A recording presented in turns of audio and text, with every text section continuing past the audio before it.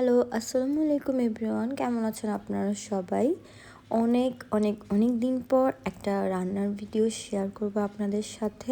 এটা হচ্ছে মায়ের হাতে চিকেন বিরিয়ানি, খুব অল্প মশলায় রান্না হবে এটা। আজকে মা আছে রান্নার দায়িত্বে আর আমি আছি ভিডিও দায়িত্বে। তো চলেন শুরু করা যাক। তো ফার্স্টে আমরা খুব অল্প পরিমাণে তেল নিয়েছি, তারপরে মা এখানে কিছু পেঁয়াজ ভাজতে দিয়ে দিয়েছে, দেন তেজপাতা আর কিছু গোটা মশলা দিয়ে দিয়েছে। এখানে হচ্ছে মুরগিটা আগে আমরা রান্না করে নিব সেপারেটলি।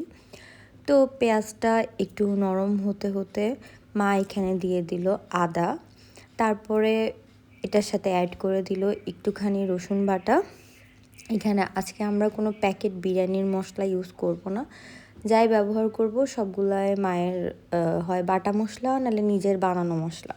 তো একটু পরে আমরা দিয়ে দিলাম মরিচের গুঁড়ার পর মা এখানে দিয়ে দিল জিরার গুঁড়া দেওয়ার পরে মা এখানে স্পেশাল যে গরম মশলা, এটা নিজের হাতের বানানো শাহি গরম মশলা, সেটাও একটু অ্যাড করে দিল। তো তারপরে সামান্য পরিমাণ একটু পানি দিয়ে আমরা এটা কষানোর জন্য রাখলাম। তারপরে আগে থেকে ভেজে রাখা আলু, সেটা আমরা এখানে অ্যাড করে দিলাম। তারপর এখানে একটু টক দই মা ফেটিয়ে দিয়ে দিচ্ছিল। তো আপনারা দুধ টক দই দুইটাই ইউজ করতে পারেন, আবার শুধু দুধও ইউজ করতে পারেন বা শুধু টক দই ইউজ করতে পারেন মাংস রান্নার সময়।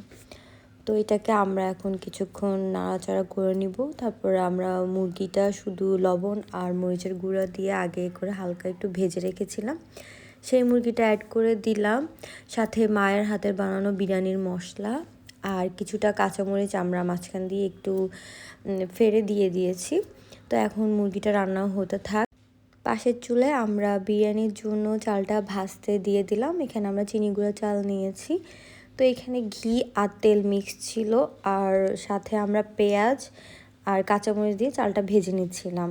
তো আপনারা কাঁচামরিচটা পরও অ্যাড করতে পারেন, কিন্তু আগে অ্যাড করলে কাঁচামরিচের সুন্দর একটা ফ্লেভার আসে। তো এরপরে আমরা ফুটিয়ে রাখা গরম পানি অ্যাড করে দিলাম, সাথে মাংসগুলো অ্যাড করে দিয়েছি। ভিডিওতে আমি ডিটেলসে দেখানোর ট্রাই করেছি।